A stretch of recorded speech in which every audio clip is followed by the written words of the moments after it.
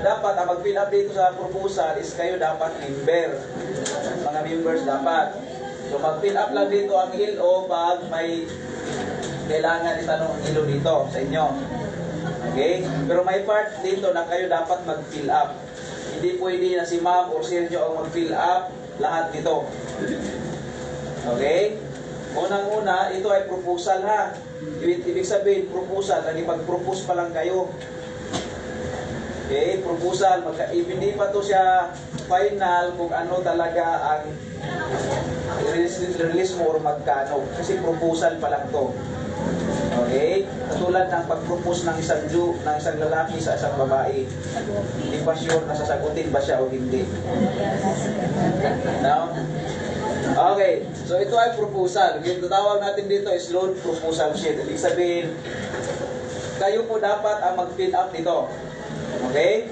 So at least alam nyo kung paano mag-fill up nito at mas madali or mas mabilis ang processing natin sa release nyo, sa loans nyo. Kasi minsan didelete ang release natin or na matagal yung release natin kasi nga di kayo mabigyan agad ng schedule kasi nga may mga kulang pa sa fill up na kailangan kayo mismo dapat mag-fill up. Hindi pwede na si ma'am or sir nyo, hulaan niya lang. Okay? So kayo dapat mag-fill up kasi may dito na kayo ang nakakaalam. Okay? So una-una, siyempre dito yung loan type nyo, ano yung loan na gusto nyo. Okay? General, ang yellow is general loan.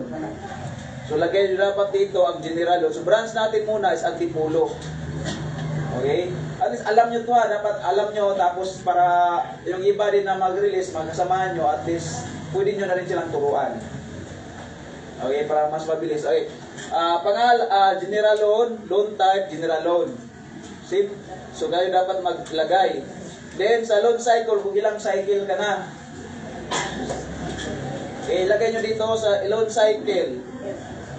Number, ilang cycle ka na. Pag ilang cycle mo na.